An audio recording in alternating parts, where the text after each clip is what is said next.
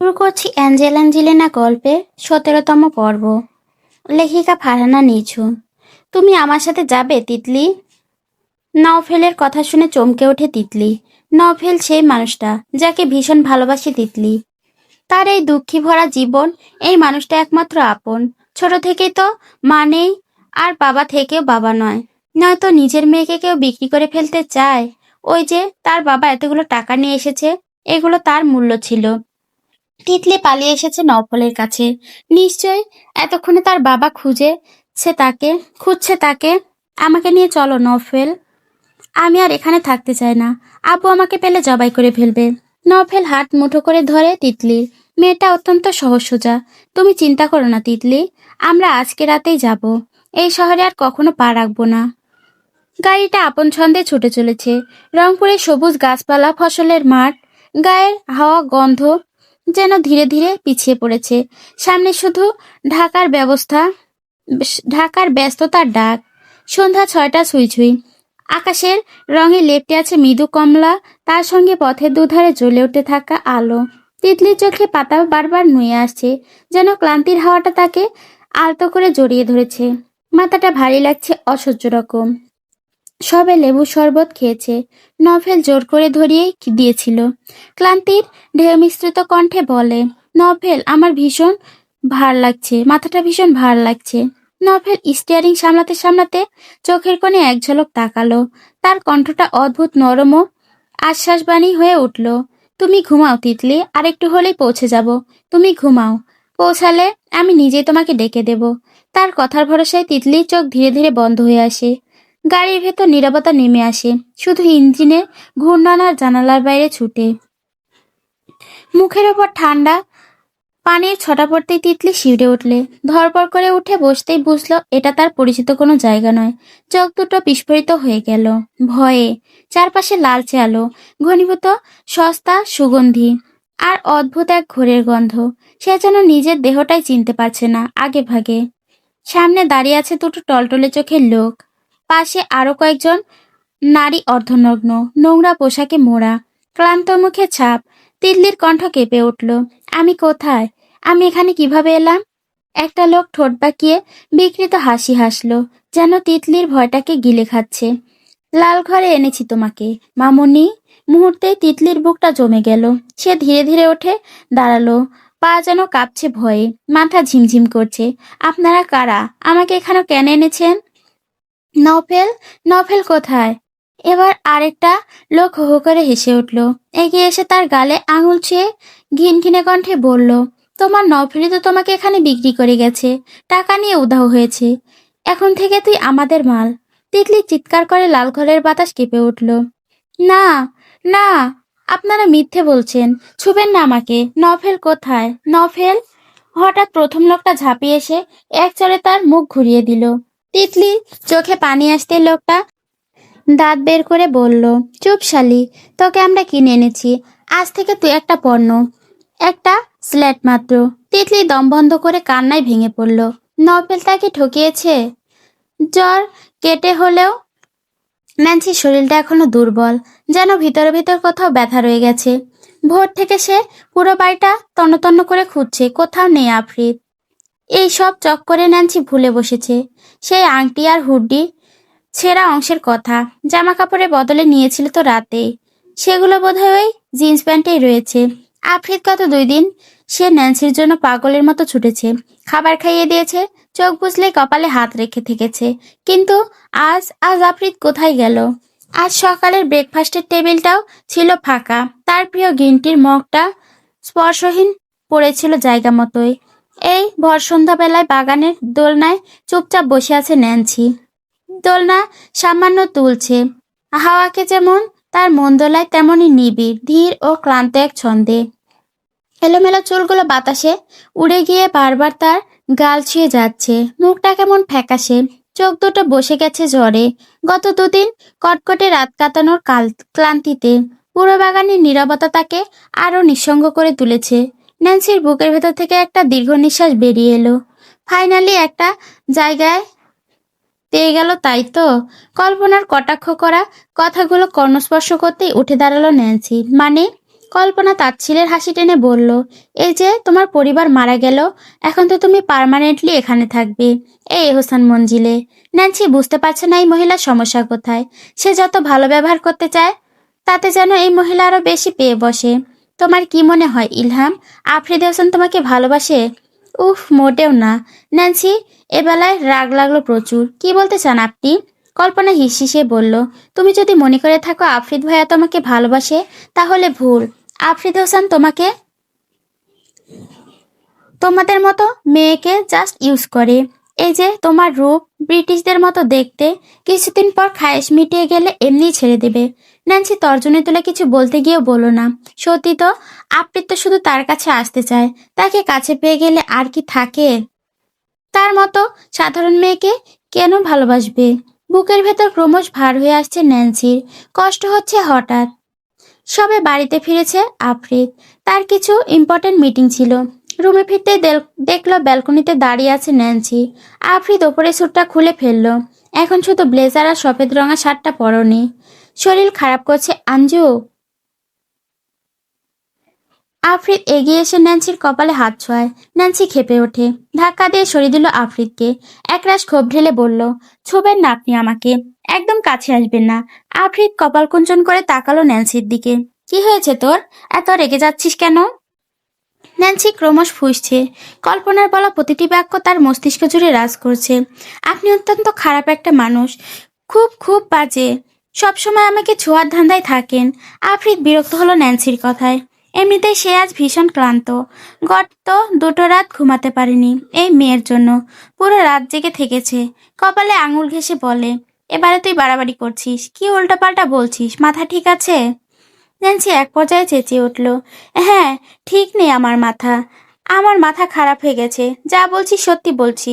You want to have sex with me Ilham? ধমকে ওঠে আফ্রিদ। তার ধমকে সর্বাঙ্গ কেঁপে উঠল ন্যান্সির। আফ্রিদ লাথি বসালো কাউচের ওপর।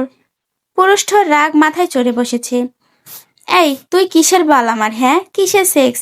আমি সেক্স করতে চাইলে তোর 14 গোষ্ঠীকে আমাকে আটকাতে পারবে? ন্যান্সি পিছিয়ে যাচ্ছে। আফ্রিদ সমান তালে সামনে এগোচ্ছে। নীলাভ মণিচড়ায় রাগের আভাস। কার্নিশ লাল হয়ে এসেছে। তুই আমাকে আটকাতে পারবি?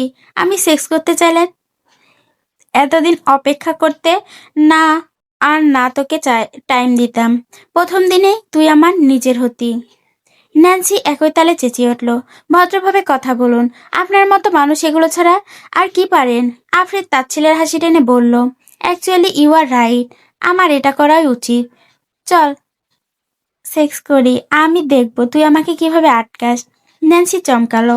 আফ্রিদ তার কালো রঙের ব্লেজারটা টেনে খুলে ফেললো। ন্যান্সি কাপা গলায় বলল, দেখুন আফ্রিদ, খুব খারাপ হবে বলে দিচ্ছি। আফ্রিদ শার্টের বোতাম মেয়ে হাত চালায়। প্রথম 2টো বোতাম খুলতে খুলতে বলল, আটকে দেখা, আমি তোর সাথে রাফলি কিছু করব। আটকে দেখা, তোর মাথার মধ্যে যেহেতু ঢুকেছে আমি সেক্স করতে চাই, তাহলে এখন তাই করব। আফ্রিদ ক্রমশ এগুতে দেখে ন্যান্সি ভয় পেল। কণ্ঠস্বর ভেঙে আসছে তার, আমি কিন্তু ভয় পাচ্ছি, প্লিজ। আফ্রিদ কটমট করে বলল, শালি, আমার ভালো আচরণ তো সহ্য হয় না, তাই না? তোরে তো আমি। আফ্রিদ হাত তুলতেই ভয়ে সেধিয়ে গেল ন্যান্সি। আখি পল্লব বুঝে আসে ততক্ষণ। ফুপিয়ে কেঁদে উঠল মেয়েটা। ন্যান্সির জ্বরের কথা মাথায় আসতেই মস্তিষ্ক জ্বলে ওঠা রাগের ফুলিঙ্গ নিভে গেল। সেথায় ভর করলো চিন্তা নামক বস্তু। দৃষ্টি শিথিল হয়ে এলো। আফ্রিদ অস্থির হয়ে চট জলদিই গাল স্পর্শ করে ন্যান্সির। Hey hey, I am sorry Paran. Nancy ধাক্কা দিয়ে সরিয়ে দিল আফ্রিদকে। দূরে থাকুন, প্রয়োজন নেই আপনার সরির। ন্যান্সি চলে যেতে চায়। আফ্রিদ বাহু টেনে ধরে পিছন থেকে শক্ত করে জড়িয়ে ধরে তাকে। কাঁদিস না তুই, প্লিজ কাঁদিস না, আই এম সরি। এই দেখ কান ধরছি, আর হবে না, প্লিজ প্লিজ রাগিস না। ন্যান্সি জোরাজোরি করে নিজেকে ছাড়াতে আফ্রিদ ছাড়লো না। ন্যান্সিকে সহ কাউচের ওপর বসে পড়ে। ন্যান্সি তখন পিঠ দিয়ে আছে আফ্রিদের দিকে, শান্ত হতে পারছে না কোনো মতেই। শোন শোন, তোর রাগ হচ্ছে, মার আমাকে, কামড় দে প্লিজ, তবুও কাঁদিস না। শাস্তি দিতে ইচ্ছে করছে, দে। আই এম সরি, আমার তোকে রাগ দেখানো উচিত হয়নি। ন্যান্সি নিশ্চুপ। আর জোরাজুরি করলো না। আফরিদ সে আগের মতোই জড়িয়ে আছে তাকে। অস্থির এলোমেলো ভাবে বলেই চলছে, সরি জানকি বাচ্চা, আমার ভুল হয়েছে। তুই প্লিজ কাঁদিস না। আমার তোকে হার্ট করা উচিত হয়নি বান্দি। তুই বল কি চাস? রাগ দেখাতে ইচ্ছে করছে? দেখা রাগ, শুধু কষ্ট পাস না প্লিজ। ন্যান্সি ফ্যাসফ্যাস করে কেঁদে ফেললো। এই লোকটা তাকে কেমন আষ্টেপৃষ্টে জড়িয়ে আছে। ন্যান্সি হিসিয়ে বলল, আগামী 1 সপ্তাহ আপনি আমার ধারের কাছে আসবেন না। এটাই আপনার শাস্তি। আফরিদ শুকনো ঢোক গিল। এই মেয়েটা নরম, তাকে কষ্ট দেওয়ার মতো ভয়ঙ্কর কাজটা মাফিয়া কিং করতে পারবে না। স্বভাবসুলভ বলল, আচ্ছা। গাড়ির বনেটের ওপর বসে আছে আফরিদ, এক হাতে সিগারেট, অন্য হাতে হুইস্কির বোতল। ঈশান বুঝে উঠতে পারছে না, কিছুক্ষণ আগে মঞ্জিলে ফিরলে তাহলে কি এমন হলো যে আবার ফিরে এলো। বস, আপনার কি হয়েছে? আফরিদ বড় অসহায় কণ্ঠে বলে উঠল, তোর ভাবির ডাক দে ঈশান। দেখ, বাসরের অভাবে আমি মারা যাচ্ছি। এই জন্মে আমার বাসর হলো না। সবাই কপাল রে কপাল। ঈশানের জীবনটা বাসরহীন হয়ে গেল। ঈশান পোড়া ঠোরচোরা আলগা হয়ে এলো। বাসরের জন্য তার বস এত আর্তনাদ করেছে, না এবার তাকে কিছু করতেই হবে। সবেমাত্র ক্লাবে এসেছে আফরিদ। পুরো ক্লাব বুক ভরা হয়েছে তার। পুরো ক্লাব বুক করা হয়েছে তার জন্য, কিন্তু আফ্রিদের অন্য কিছুর প্রতি ইন্টারেস্ট নেই। এখানে আসার কারণ হচ্ছে শুধু ড্রিঙ্কস করা। মঞ্জিলে থাকলে রাগ দেখে ফেলবে, আর সেই রাগ সহ্য করতে পারবে না তার মাতারি। ঈশান এক কলম বেশি বুঝে, তাই তো ক্লাবের সবচেয়ে সুন্দর 3টে রমণীকে ভেতরে ফার্স্ট ক্লাস রুমে পাঠিয়ে দিয়েছে। ক্লাবের অনার জানে আফ্রিদ আসা মানেই টাকার পাহাড় পাবে সে, তাই তো নতুন নিয়ে আসা মেয়েটাকে পাঠিয়েছে, যার নাম তিতলি। ক্লান্ত ভঙ্গিতে রাজকীয় সোফায় বসে আছে আফরিদ। সামনে সেন্টার টেবিলের ওপর রাখা বোতলগুলো বিদেশি মদ আর ড্রাগস। আফরিদ হাতের উল্টো পিঠে সাদা পাউডার নিল, নাকের কাছে এনে লম্বা নিঃশ্বাস টানে। এটা তো ন্যান্সি জানে না আফরিদ ডাক নেয়। অবশ্য আফরিদ ওর সামনে কখনো ডাক নেয়নি। আফরিদ একটু পরপর গ্লাসে চুমুক বসাচ্ছে। ঈশানের তন্মধ্যে দরজা ঠেলে ভেতরে প্রবেশ করলো 3 রমণী। তিতলি থরথর করে কাঁপছে। খুব কেঁদেছিল সে, পায়ে অবধি ধরেছে ওই নরপশু গুলোর, অথচ তাকে ছাড় দেওয়া হয়নি। আফরিদ ঝাপসা ঝাপসা চোখে তাকায় মেয়েগুলোর দিকে। অর্ধনগ্ন অবস্থায় তারা, খুব ছোট পোশাক পরেছে। তোমার কি মন খারাপ ভাবি? ফাহমিদাকে দেখে কিশ্চিত ভরকালো ন্যান্সি। মেয়েটা এখনো জেগে আছে। ন্যান্সি এই বাড়িতে এসে একজনকে পেয়েছে, সে হচ্ছে ফাহমিদা, যে সর্বক্ষণ নিজের পড়াশোনা, নিজের জীবন নিয়ে ব্যস্ত থাকে। মাঝে মাঝে ন্যান্সি ভীষণ অবাক হয়, ফাহমিদা কি আফ্রিদের বোন হলো? না, আসলে আমি ন্যান্সিকে তোতলাতে দেখে মুচকি হাসলো ফাহমিদা। মিহিসরে বলল, নিশ্চয় ভাইয়া তোমাকে বিরক্ত করেছে। ন্যান্সি হতাশ হলো, মনটা খারাপ তার। হুট করে মনে হচ্ছে সে অন্যায় করেছে। আফ্রিদ তাকে কষ্ট দেয় না, তাহলে সে কেন কষ্ট দিচ্ছে? কত আঘাত হচ্ছে, হাতের আঘাতের চেয়েও বেশি। ফাহমিদা ন্যান্সির হাতটা মুঠো করে ধরে। তুমি জানো, আমি ভেবেছিলাম আমার এই এলোমেলো ভাইটা কখনো বিয়ে করবে না, কিন্তু দেখো ভাইয়া তোমাকে বিয়ে করেছে, তোমাকে ভীষণ ভালোবাসে। ন্যান্সি শুকনো হাসলো, সন্দিগ্ন কণ্ঠে সুদয়, সত্যি কি? ফাহমিদা চোখে আশ্বস্ত করে, তুমি শুধু একবার মুচকি হেসে তার দিকে তাকিয়ে দেখো, সে ঠিক কতটা ভালোবেসে তা এমনিতেই বুঝতে পারবে। অর্ধনগ্ন 3 তরুণী স্থির দাঁড়িয়ে আছে স্নানালয়। পরিবেশটা এক অদ্ভুত টানটান উত্তাপ। প্রথম মেয়েটি একজন বিদেশিনী, ধীরে অত্যন্ত নিশ্চুপ ভঙ্গিতে এগিয়ে এলো আফ্রিদের দিকে। তার চোখে এক ধরনের কৌতূহল আর প্রলোভনের মিশেল। আফ্রিদ বিরক্তির ছাপ মুখে নিয়ে ডান দিকে মুখ ফিরিয়ে নিল। স্পষ্ট বোঝা যাচ্ছিল এই আগ্রাসন তার একদম পছন্দ হচ্ছে না। সিগারেট টানতে ব্যস্ত। আফ্রিদ ভাবছে, এই বোকা বউটাকে কে বলল সে তার সাথে সেক্স করতে চায়? বউটা কি বুঝতে পারছে না সে তাকে ভালোবাসে? কিন্তু বিদেশিনী থামল না। কাছে গিয়ে তার খোলা শার্টের বোতাম ছুঁয়ে দেখলো, যেন চেক করে নিতে চাইছে তার সীমারেখা কত দূর। হাত নামিয়ে আনতে বিদ্যুতের মতো চেপে ধরলো তার হাতটি। আফ্রিদের চোখ রাঙিয়ে না বোঝালো। এক মুহূর্তে হাতটা সরিয়ে নিল সে, নির্বাক চোখে ইশারায় জানিয়ে দিল তাকে ছোঁয়া যাবে না। তবুও মেয়েটি যেন মরিয়া হয়ে উঠেছে একটু স্পর্শ পাওয়ার লোভে। সেই মুহূর্তে রাগে তার ধৈর্যের বাঁধ ভেঙে গেল। আফ্রিদ ধাক্কা দিয়ে সরিয়ে দিল তাকে। গতির তীব্রতায় বোঝা গেল তার কাছে এসবের এক ফোঁটা মূল্য নেই। সে নির্বিকার ভঙ্গিতে সিগারেট ধরালো। যেন পুরো দৃশ্যটাই তার কাছে অপচয় মাত্র। আফ্রিদ নৈশব্দে সিগারেট ফুঁকে চলেছে, ধোঁয়া ছাড়ছে শূন্যে। এক কোণে গুটিসুটি মেরে দাঁড়িয়ে আছে তিতলি, চোখ দুটো জলের দাগে ভেজা। লাজুক মেয়েটা, ওদের মতো নির্লজ্জ সাহস তার নেই। এমন বিচ্ছিরি পরিস্থিতিতে দাঁড়িয়ে থাকতে গিয়ে তার বুকটা ভেঙে আসছে কান্নায়। দ্বিতীয় মেয়েটি একজন বাঙালি। বিদেশিনীর দিকে তাকিয়ে তার চোখে তীব্র তাচ্ছিল্য, মুখের অভিব্যক্তিতে কোনো যেন বিদ্রুপ মিশে আছে। তাকে নিয়ে আফ্রিদের কোনো আগ্রহই নেই। এখন দেখ আমি কি করি, এমন একটা ভাবভঙ্গি প্রকাশ করছে। বাঙালি মেয়েটা আফ্রিদের সামনে এসে দাঁড়ালো, অনায়াসে নিজের পোশাক খুলে ফেললো, পরনে শুধু ভেতরের দু টুকরো কাপড়। আফ্রিদের তবুও ভাবান্তর নেই। তিতলি দুহাতে মুখ চেপে চোখ খিচিয়ে নেয়। এতটা খারাপ সে যে নারী, সে খেয়াল নেই তার। আমার দিকে তাকাও না তুমি, দেখো একবার। জোরপূর্বক আফ্রিদের মুখটা নিজের দিকে ঘুরিয়ে আকৃষ্ট করার চেষ্টা করলো মেয়েটা। আফ্রিদ তাকালো না তার দেহের দিকে, দৃষ্টি গেল ওই পুরুষলোভী চোখে। আফ্রিদ বিরক্তি কণ্ঠে আওড়ালো, ডোন্ট টাচ। মেয়েগুলোর কথাই শুনলো না। আফ্রিদ ঘাড় বাঁকিয়ে বলল, এই তোদের কে পাঠিয়েছে? হ্যাঁ, যা বের হ সবগুলো। একদম বিরক্ত করবি না, আউট। স্ল্যাট কোথাকার। মেয়েটা থেমে নেই, উল্টো নির্লজ্জের মতো হাসলো। আফ্রিদের পেছনে গিয়ে তার দু কাঁধে হাত রাখলো, আর গোছে ঝুঁকে কানের কাছে ফিসফিস করে বলল, look at me, I can make you feel really good. I want to be intimate with you.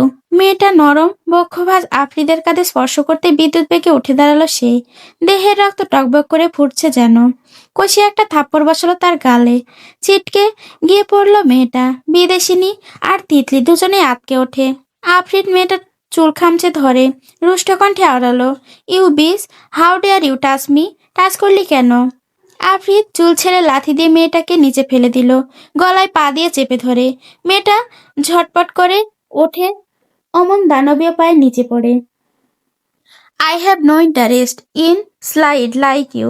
Then how did you dare to touch me? মেয়েটা নিঃশ্বাস নিতে পারছে না। আফ্রিদ যেন পাগলাটি হয়ে উঠেছে। এই মেয়ের সাহস হয় কি করে তাকে ছোঁয়ার? তার বউ তো তাকে ছুঁয়ে দেখেনি। তার বইয়ের হক নিয়ে টানাটানি করার সাহস কে দেয়? কি করে সাহস হয় নিজের স্পর্শকাতর অঙ্গ তার কাঁধে স্পর্শ করার? আফ্রিদ আশেপাশে দৃষ্টি বোলায়, কিছুই যেন খুঁজে পাচ্ছে না। শেষমেশ নিজের প্যান্টের বেল্ট টেনে খুলে গলা পেঁচিয়ে ধরে মেয়েটার। তুই আমাকে ছুঁয়েছিস কোন সাহসে? তোকে আমি আজকে কি করব?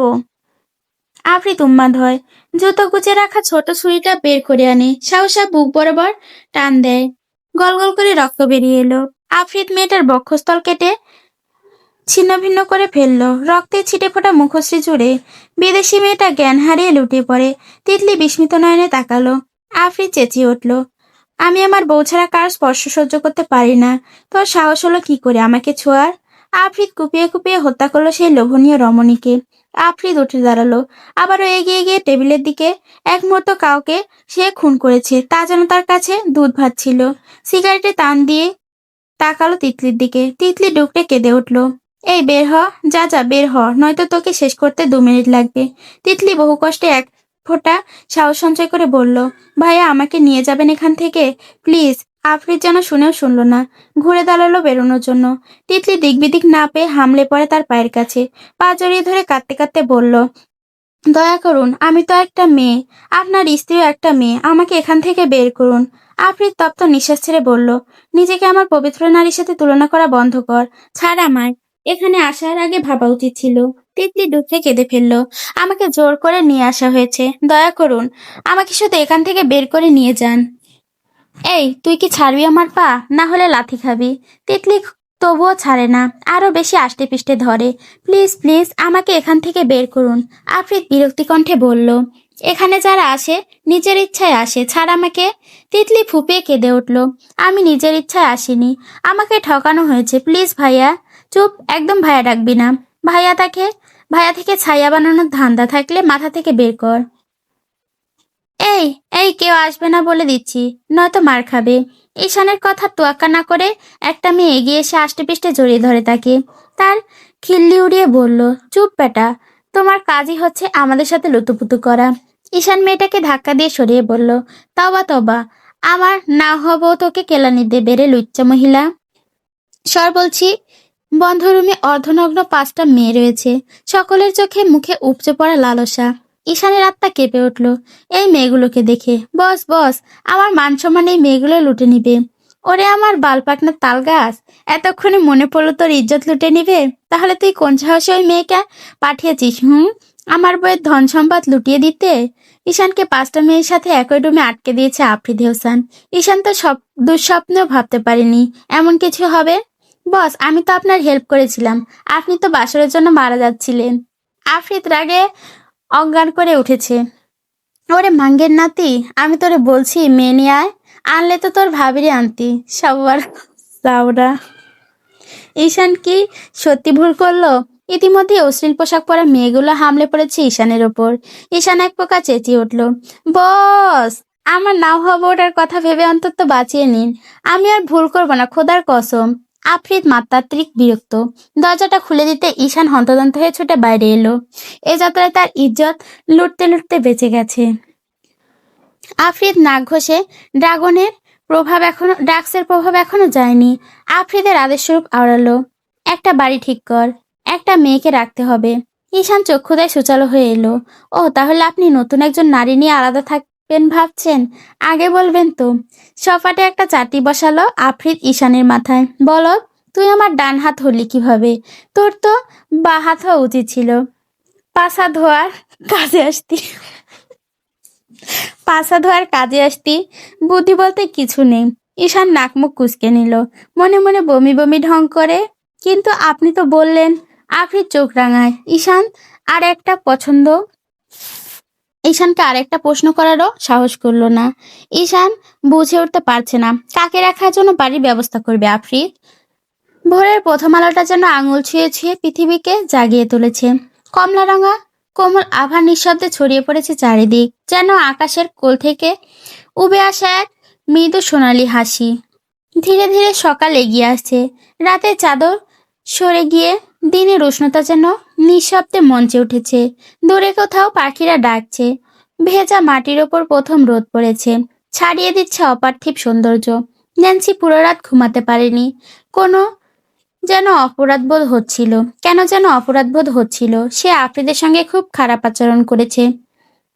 বাইরে গাড়ি শব্দ হতে দৌড়ে বেলকনিতে গেল ন্যান্সি। আফ্রিদ চলে এসেছে। দুরু দুরু বুক কাঁপে মেয়েটার। তার সরি বলা উচিত। হ্যাঁ, সাথে 1 কাপ গ্রিন টি করে আনলে নিশ্চয়ই খুশি হয়ে যাবে। ন্যান্সি চটজলদি ছুটে কিচেনে। আফ্রিদ ধূপধাপ পা ফেলে বেডরুমে এলো। ক্রস্ত হাতে শার্ট খুলে বিছানায় ফেলে ওয়াশরুমে চলে গেল। ন্যান্সি এসেছে তৎক্ষণাৎ। চায়ের কাপটা রেখে শার্টটা তুলে নিল। মেয়েলি ষষ্ঠ ইন্দ্রিয় জানান দিচ্ছে বিশ্রী কিছু, অপ্রত্যাশিত কিছু।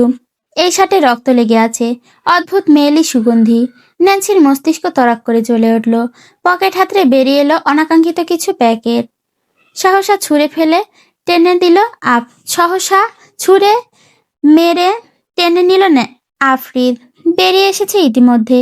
সে ভুলবশত এটা ফেলে গেছে এখানে। তার সাবধান হওয়া উচিত ছিল। নিষ্পাপ একজনের বসবাস তার এই অন্ধকারাচ্ছন্ন কক্ষে। আপনি কোথায় ছিলেন সারা রাত? মেয়েদের সাথে ছিলাম। আফ্রিদ নির্বিকার কণ্ঠে জবাব শুনে ন্যান্সি স্তব্ধ। কোনো আফ্রিদকে দেখছে সে? ন্যান্সি ঘৃণাভরা কণ্ঠে বলল, এতদিন মনে করতাম আপনি অসভ্য, আজকে বুঝলাম আপনি চরিত্রহীন। আফ্রিদ বাঁকা হাসলো। হেসে হেসে ফুরফুরে মেজাজে আওড়ালো, রাইট, আমি ভীষণ চরিত্রহীন। সারা রাত মেয়েদের সাথে ছিলাম, তাও একজন নয়, 3 জন। তিনজন। ন্যান্সি হুট করে কান্না পাচ্ছে। দৃষ্টি ঝরা ঝাপসা হয়ে আসে। এই অসভ্য লোকের জন্য সারা রাত অস্থির হয়েছে সে। মনে মনে অপরাধবোধ হচ্ছিল। আফ্রিদের কাজ চেপে ধরে ন্যান্সি। আফ্রিদ বাঁকা চোখে তাকায় স্পর্শ করা জায়গাটা। সে বলবে, কিছুক্ষণ আগে এক রমণী তার কাঁধ স্পর্শ করায় তার বক্ষস্থল কেটে ফেলেছে, অথচ তার পরাণের ক্ষেত্রে সবটাই ভিন্ন। ছি, আপনি এত নীচ। এখন কি খোলাখুলিভাবে বলবো কিভাবে তাদের সাথে শুয়েছি? ন্যান্সি ক্ষোভে ধাক্কা দিয়ে সরিয়ে দিল আফ্রিদকে। ঘেন্নায় গা গুলে আসছে তার। দাঁতে দাঁত পিষে বলে, ঠিকই করেছি, আপনাকে কাছে আসতে দেয়নি, চরিত্রহীন লম্পট কোথাকার। ন্যান্সি ধূপধাপ পা ফেলে বেরিয়ে গেল। আফ্রিদ ঘর কাঁপিয়ে হেসে উঠল। রেগে গেল রে, রেগে গেল। বান্দি তার ভীষণ জেলাস। আফ্রিদের দৃষ্টি গেল টেবিলে রাখা গ্রিন টির কাপটায়। সেটা তুলে আয়েশ করে চুমুক বসালো। শনিবার। ম্যাম। ন্যান্সি ফিরে তাকালো। আজ 2 দিন হতে চলো ন্যান্সি আফ্রিদের থেকে দূরত্ব বজায় রেখেছে। ঈশান বিষয়টা খুব ভালো করেই জানে। সে মোটেও তার বসের কষ্ট সহ্য করতে পারছে না, তাই তো বিশেষ কিছু আয়োজন করেছে। কাল রাতে ভুল করেছি, কিন্তু আজকে ঠিকঠাক করবে। একেবারে ভাবিকে নিয়ে যাবে এবার। কেমন আছেন বা আপনি? ন্যান্সি ওষ্ঠ বাঁকিয়ে মিষ্টি হাসি উপহার দিয়ে বলল, আমি ভালো আছি ঈশান ভাইয়া। আপনি কেমন আছেন? ঈশান মৃদুস্বরে বলল, আমিও ভালো আছি। ঈশান উসখুস করছে কিছু একটা বলার জন্য। ন্যান্সি প্রশ্নবিদ্ধ নয়নে তাকালো তার দিকে। কিছু বলবেন আপনি ঈশান ভাইয়া? ঈশান একটা চকলেটের প্যাকেট বের করে। আশ্চর্যের বিষয়, প্যাকেটে কোনো নাম নেই, কোন কোম্পানি সেটাও নেই। এটা আপনার জন্য। ন্যান্সি হাত বাড়িয়ে চকলেটটা নিল। থ্যাংক ইউ ভাইয়া। আমি তো তেমন চকলেট খাই না, মাঝে মধ্যে ইচ্ছে হলে খাই, বলতে পারেন ক্রেভিংস উঠলে। ঈশান মুচকি হেসে বলল, এটা কাস্টমাইজড করে বানিয়ে এনেছি ম্যাম, শুধু আপনার জন্য। আপনি খেয়ে দেখুন, ভীষণ ভালো লাগবে। ন্যান্সি ঈশানের মন রক্ষাতে চকলেট বের করে 2 পিস খেলো। আর খেতে চাইলে ঈশান তা নিয়ে নিল। আর খাবেন না, শেষ শেষে হিতে বিপরীত হবে। শেষের কথাটা বিড়বিড় করে বলল ঈশান। ন্যান্সি শুনতে পেল না। ঈশান ফুরফুরে মেজাজে বেরিয়ে গেল। আজকে তো মজা এসে যাবে। যখন ইলহাম স্বেচ্ছায় আফ্রিদের কাছে যাবে। ঈশান মিটিমিটি হাসছে। নিষিদ্ধ চকলেটের ছোঁয়া ন্যান্সির রক্তে মিশে গেছে, অথচ সে গুণাক্ষরেও টের পায়নি। আচমকা সারা দেহে অদ্ভুত এক শিরশিরানি ছড়িয়ে পড়েছে। চামড়া কাঁপছে, বুকের ভেতরটা কেউ তুলেছে অস্থিরতা, যেন কারো সামান্য ছোঁয়া পেলেই বাঁচবে এমন মরিয়া আকাঙ্ক্ষায় ভেঙে পড়ছে সে। 2 হাত দিয়ে ঠোঁট চেপে ধরতে চোখ দুটো ভিজে উঠল। ঈশান তাকে কি খাইয়েছে? কেন এমন করছে? প্রতারণা করলো সে? এখন সে কোথায় যাবে? কেমন করে বাঁচবে? মস্তিষ্কের অন্ধকার ভেদ করে একটি মাত্র নাম জ্বলে উঠল, আফরিদ এহসান। হঠাৎ যেন এক অদৃশ্য শক্তি ন্যান্সিকে টেনে নিয়ে গেল সিঁড়ির দিকে। তাড়াহুড়ো করে নেমে এলো নিচতলায়। সেখানে সাব্বির দাঁড়িয়ে আছে, তার পাশে ফোনে ডুবে থাকা মৈমুনা এহসান। ন্যান্সির কপাল বেয়ে ঘাম গড়িয়ে পড়ছে, নিঃশ্বাসও এলোমেলো। কাপা গলায় সে প্রশ্ন ছুড়ে দিল, সাব্বির, আফরিদ কোথায়? সাব্বির একদম নির্বিকার ভঙ্গিতে তাকিয়ে বলল, আর কোথায়, অফিসে। এক মুহূর্ত দেরি না করে ন্যান্সি ছুটে বেরিয়ে গেল। তারপরের শব্দ যেন আতঙ্কে সুর তোলে। ময়মুনা হাসান ভ্রুকুচকে তীক্ষ্ণ চোখে তাকালেন তার ছুটে যাওয়ার পিঠের দিকে। কি আশ্চর্য, এখন কি সে অফিসে যাবে নাকি? গাড়ি নিয়ে বেরিয়ে গেল ন্যান্সি। গাড়ি ড্রাইভ করছে ড্রাইভার, তার পেছনে আছে আরো 2টো গাড়ি, সামনে রয়েছে একটা, সবগুলো guard. Ehsan group of industries বাণিজ্যের বিশাল এক সাম্রাজ্য, যার শাখা ছড়িয়ে রয়েছে বহু দেশে। বিশেষ করে স্পেনের বার্সেলোনা শহর যেন এই সাম্রাজ্যের প্রাণকেন্দ্র। তবে আজ বাংলাদেশে আকাশছোঁয়া বিল্ডিং এর সর্বোচ্চ তলায় অবস্থিত কনফারেন্স রুমে আজ চলছে গুরুতর মিটিং। দেয়ালের কাচ ঘেরা জানালায় নীল আকাশ আর ব্যস্ত নগরী ধরা পড়ে। ঘরের ভেতর পরিবেশ নিস্তব্ধ। টেবিলে একদম শীর্ষে হেড চেয়ারে বসেছে আফরিদ এহসান। তার উপস্থিত নিজে এক কঠিন আদেশ, এক অটল নিয়ন্ত্রণ। সবার চোখ তার দিকে, যেন তার না বলা পর্যন্ত মিটিং রুমের কিচ্ছুই হবে না। মিস্টার খান দাঁড়িয়ে কাঁপা কণ্ঠে বললেন, Ehsan, please let me explain. Afrid কোনো কথা না বলে শুধু এক আঙুল লুচিয়ে থামিয়ে দিল। সেই ভঙ্গিতে সবকিছু জমাট বরফ হয়ে গেল। আফ্রিদ ঠান্ডা স্থির স্বরে সে বলল, I don't care. When I say it want happen, it want happen. এক মুহূর্তে মিটিং রুমের সব শব্দ থেমে গেল। সবাই চুপসে গিয়ে তাকিয়ে রইল তার দিকে। কিন্তু নীরবতা বেশিক্ষণ টিকল না। আবারও আলোচনার ঢেউ ধীরে ধীরে ফিরে এলো সংযত, সতর্ক, ভয়ে ভেজা। প্রত্যেকেই কথা বলছে হিসেব কষে, যেন আফ্রিদের দৃষ্টি আরেকবার তাদের উপর পড়লেই সকল যুক্তি ভেঙে যাবে। এদিকে অফিসে ন্যান্সি পা রাখতেই থমকালো ঈশান। সে মোটেও আশা করেনি ন্যান্সি এখানে চলে আসবে। আশ্চর্য হচ্ছে এটা ভেবে, আফ্রিদ তো একটু পরেই ফিরতো, তাহলে এখানে আসার দরকার কি ছিল? ন্যান্সি তীক্ষ্ণ দৃষ্টিতে তাকালো ঈশানের দিকে। শীতল কণ্ঠে সুদয়, আফ্রিদ কোথায়? ম্যাম, আপনি এখানে কি করছেন? আপনার তো মঞ্জিলে থাকার কথা। ন্যান্সি দাঁতে দাঁত পিষে বলে ওঠে, আমি আপনাকে ছাড়বো না, আমি আপনাকে কিন্তু সত্যি ছাড়বো না। আপনি ভীষণ বাজে একটা লোক, ঈশান ভাইয়া। ঈশান ভোলা ভোলা চোখে তাকায় ন্যান্সির দিকে। সে তো সবকিছু বসের কারণেই করলো। দেখে নেবেন, আমি আপনার মানচিত্র পাল্টে দেব, বলে দিলাম। ঈশান থতমত খেয়ে গেল। কিন্তু ম্যাম, আপনি তো আমাদের দুজনের কেবল কানেক্ট করার চেষ্টা করছি। ম্যাম, আমি তো আপনাদের দুজনের কেবল কানেক্ট করার চেষ্টা করছি। এদিকে আপনি আমার মানচিত্র বদলে দেওয়ার কথা বলছেন? ন্যান্সির সর্বাঙ্গ রীতিমতো জ্বলছে। সে দ্বিতীয়বারের মতো শুধোয়, আফ্রিদ কোথায়? ন্যান্সি মিটিং রুমের দিকে ইশারা করলো। পুরো অফিস রুমে হইচই পড়ে গেছে। কে এই মেয়ে, আর মিটিং রুমের দিকে কেন যাচ্ছে? এবং কি ঈশান তাকে থামাচ্ছে না?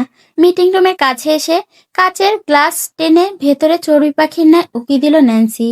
আফ্রিদের আঙুলের ফাঁকে গুজা ছিল কালো রঙের কলমটি। চেয়ারে হেলান দিয়ে বসে মনোযোগ দিয়ে শুনছিল কথাগুলো। কিন্তু ওই যে অপরূপা সুন্দরী উকি দিল, ব্যাস তার মন শান্ত মন অশান্ত করার জন্য তার গোল গোল চোখ দুটি যথেষ্ট ছিল। অ্যাঞ্জেলিনা! শটান হয়ে দাঁড়িয়ে গেল আফ্রিদ। তাকে দাঁড়াতে দেখে বাকিরা দাঁড়িয়ে গেল। সকলের তাকানোর পূর্বে আফ্রিদ আদেশস্বরূপ বলল, এভরিওয়ান, আইস আর ডাউন। কেউ তাকানোর সাহসটুকু দেখালো না। আফ্রিদ আপাদমস্তক দেখে নিল ন্যান্সিকে। ন্যান্সি বিড়বিড় করে, আফ্রিদ। ন্যান্সি তপ্ত নিঃশ্বাস ছেড়ে তাড়া দেয় সকলকে, মিটিং ইজ ওভার। একে একে সকলে বেরিয়ে যায়, তবে কারো দুঃসাহস হলো না তাকানোর মেয়েটার দিকে। মনে মনে স্পৃহা জাগ্রত হয়। কে এই রমণী, যার আগমনে অস্থির হয়ে ওঠে আফ্রিদে হোসেন? আয় এদিকে আয়। ন্যান্সি ডুকরে কেঁদে উঠল। তার কান্নার অস্থিরতা বাড়ে, বই কমল না আফ্রিদের। এমনিতেই মন আঙিনায় প্রশ্নটা ভিড় করছে, কেন সে অফিসে এলো, এখন আবার কাঁদছে কেন? আফ্রিদ চটজলদি এসে গেল ন্যান্সির কাছে, বাহু ধরে আগলে নেয়। কি হয়েছে আমাকে বল, কাঁদবি না একদম। বল আমাকে কি হয়েছে, বল না। ন্যান্সি বলতে পারে না, তার লজ্জায় মাথা নিচু হয়ে আসে। সে কিভাবে বলবে? আফ্রিদ আমাকে জড়িয়ে ধরুন, আমাকে আদর করুন, আমি চাই আপনি আমার কাছে আসুন। সে নিজেই তো এতদিন ধরে তাকে দূরে রেখেছে, তাহলে আজকে নিজের প্রয়োজনে তাকে কাছে টানবে। আয় আয়। ন্যান্সিকে এনে হেড চেয়ারে বসিয়ে দিল আফ্রিদ। তার সামনে ডেস্কে উঠে বসলো আফ্রিদ। হাতের আঁচলায় ভেজা মুখটা তুলে নিল। কি হয়েছে জানকি বাচ্চা, বল আমাকে, আমি ঠিক করে দেব সব। শরীর খারাপ করছে, মন খারাপ, বোঝা আমাকে। ন্যান্সি কান্নার হিড়িকে কথা অবধি বলতে পারছে না। আফ্রিদ ক্ষিপ্ত মেজাজে বলে ওঠে, চুপ চুপ, কাঁদিস না। কান্না নয়, একদম নয়, আগে কান্না থামা, এরপর শুনবো।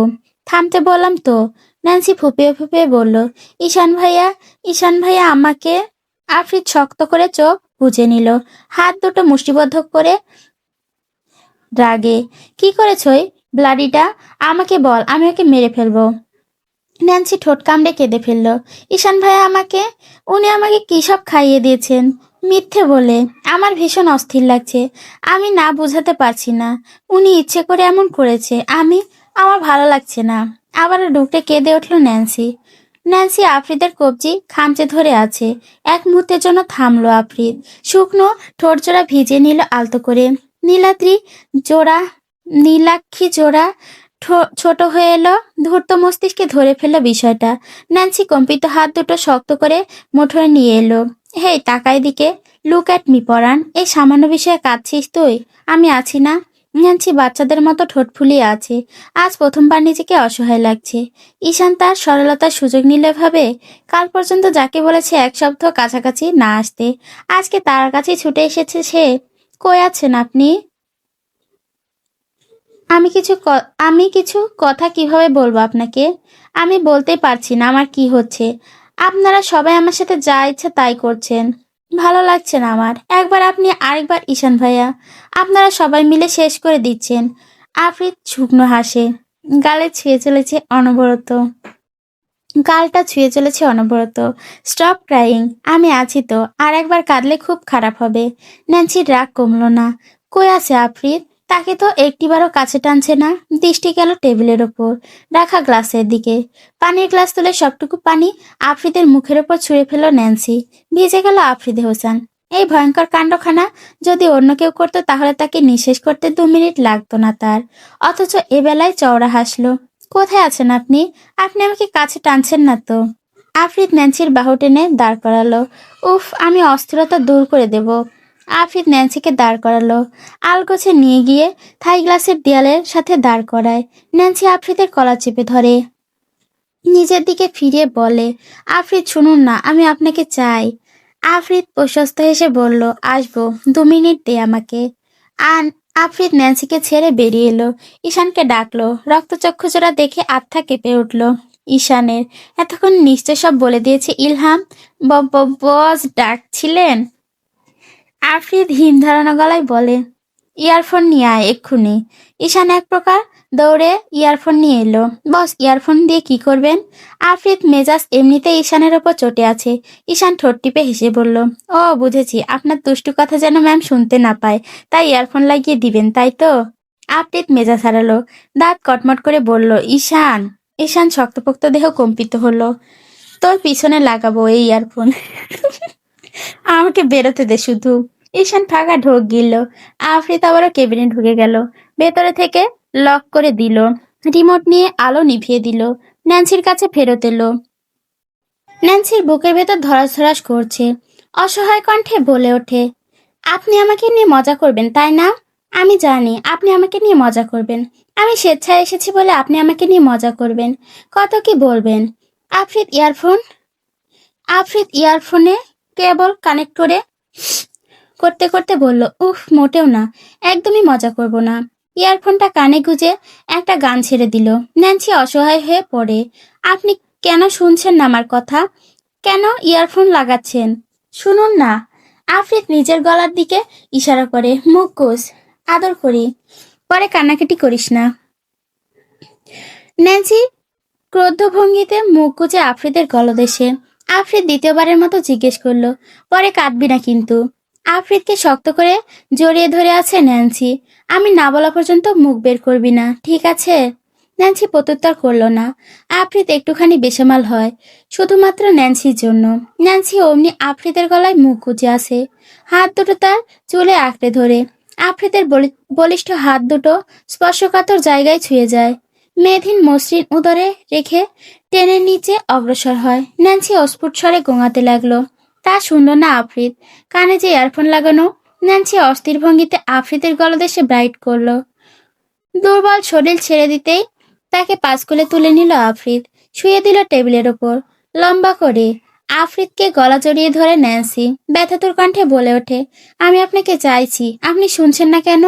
আফরিদ চোখে হাসে, মুখ নামিয়ে ওই ললিত মুখটায় চুমু এঁকে বড় আদুরে গলায় বলল, পরে যে তুই কষ্ট পাবি জানকি বাচ্চা। ন্যান্সি তাকিয়ে আছে তার দিকে, ঠোঁট ফুলে এ যাত্রায় হামাও করে কেঁদে উঠল। আফরিদ শুনল না, ফের ফোনের ভলিউম বাড়িয়ে দিল। ন্যান্সিকে ছেড়ে নিজের দিকে অগ্রসর হয়, চুমু আঁকে উদরে। মিনিট 10 পরে শান্ত হয়ে গেল ন্যান্সি। প্রচন্ড ক্লান্ত লাগছে তার। আফরিদ উঠে দাঁড়ালো, ন্যান্সিকে আলগোছে নিয়ে গিয়ে একপাশে রাখা কাউচের ওপর শুয়ে দিল। পরনের স্যুট খুলে গায়ে মেলে দিল। আফরিদ ইয়ারফোন খুলে ফেললো, চলে গেল ওয়াশরুমে। দরজাটা বন্ধ করে নিজের হাতের দিকে তাকালো। পরক্ষণে আয়নায় নিজেকে দেখে হেসে ফেলল আফরিদ। 5 মিনিটের মাথায় ফিরে এলো। হাঁটু গেড়ে বসলো ন্যান্সির মাথার কাছে, চুলের ভাঁজে হাত গুজে মাসাজ করে দেয়। আর খারাপ লাগছে? অস্থিরতা দূর হয়েছে? ন্যান্সি আধবোজা দৃষ্টিজোড়া পুরোপুরি খুলতেই পারছে না, মাথা দুলিয়ে অসম্মতি জানায়। আফরিদ মুখ নামিয়ে কপালে গাঢ় চুমু খেলো। ন্যান্সি ঘুম জড়ানো কণ্ঠে খুব চাপা স্বরে বলে, একটা সত্যি কথা বলবেন? আপনি সত্যি সত্যি 3টে মেয়ের সাথে ছিলেন? আফরিদ নৈশব্দে হাসলো, কানের কাছে মুখ ঠেকিয়ে খুব নিচু স্বরে বলে, 3টের সাথে ছিলাম না। ন্যান্সি নাক বোচা করে বলল, তার মানে 2জনের সাথে ছিলেন? আফরিদ এবার হাসলো ঠোঁট টিপে, 2টোর সাথেও ছিলাম না। ন্যান্সির রাগ লাগলো, কি বলতে চাচ্ছেন আফরিদ? নিজেই তো বললো 3জনের সাথে ছিল, তাহলে একজনের সাথে ছিলেন? আফরিদ কানের কাছে মুখটা ছুঁয়ে আগে চেয়েও খুব নিচু স্বরে বলল, একটাও না, আমি আমার বউ ছাড়া কারো প্রতি ইন্টারেস্ট দেখাই না। ন্যান্সি শান্ত হয়ে গেল। আফরিদ ঠোঁট কামড়ে হাসলো, এবার তার কি করা উচিত? উচিত নয় কি এই মেয়েটাকে সম্পূর্ণ নিজের করা? আমি চেঞ্জ করব। আফরিদ শুকনো ঢোক গিলল, বাড়িতে গিয়ে করিয়ে দেব। ন্যান্সি চোখ মুখ কুঁচকে নিল, ক্লান্ত ভঙ্গিতে বলল, না এক্ষুনি। আফরিদ ফোনটা তুলে ঈশানের নাম্বারে কল করে।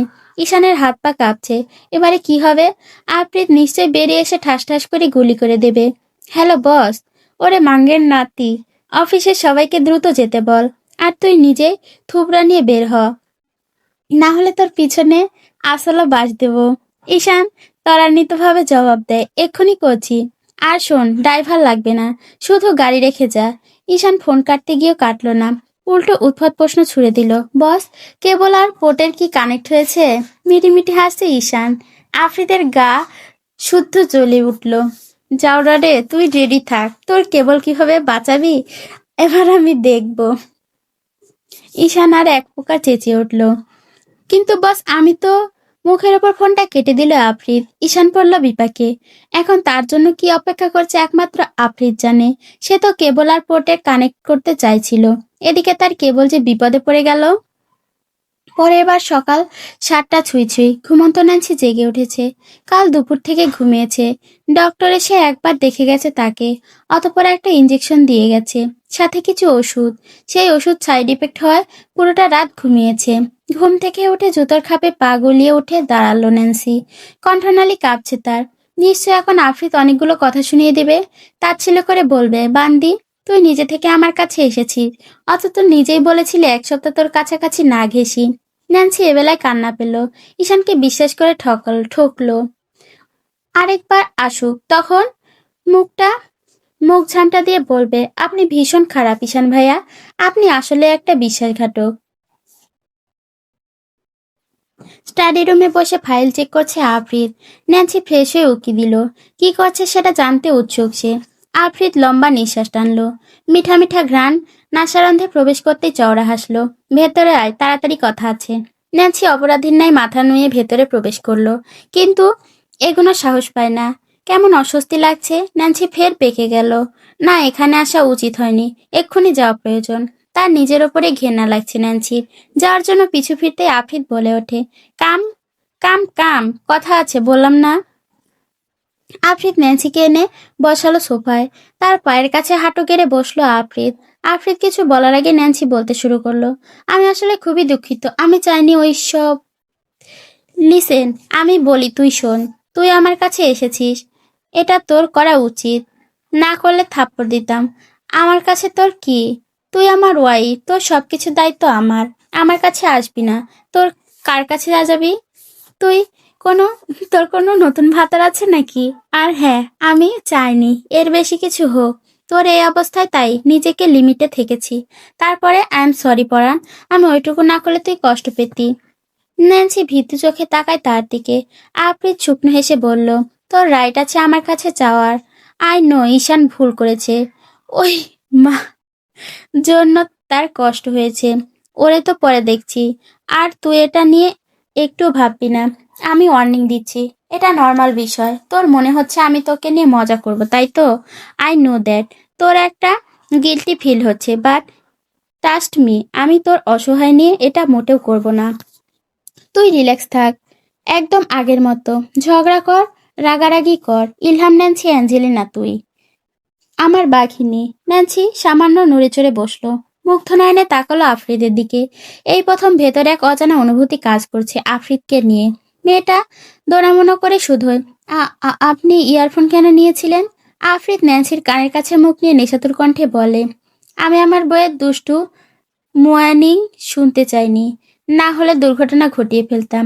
ন্যান্সি বিস্মিত নয়নে তাকায় তার দিকে। আফরিদ ন্যান্সিকে নর্মাল করতে রসিকতা করে আওড়ালো, যাই বলিস না কেন, ইট ওয়াজ সো টাইট। ন্যান্সি বোকার মতো মুখ করে তাকালো, কিসের কথা বলছে?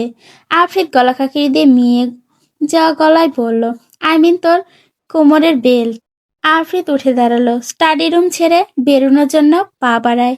ন্যান্সি ভাবুক হলো, সে তো কোনো বেল্ট পরেনি, তাহলে কিসের কথা বলল? ছোট মস্তিষ্কে কথাটা সারমর্ম বুঝতে পেরে শিউরে ওঠে, অসভ্য অসভ্য অসভ্য, আপনি আজ তো অসভ্য। যেতে যেতে হেসে বলল, বোকা বান্দি ধরে ফেলেছে কথাটা।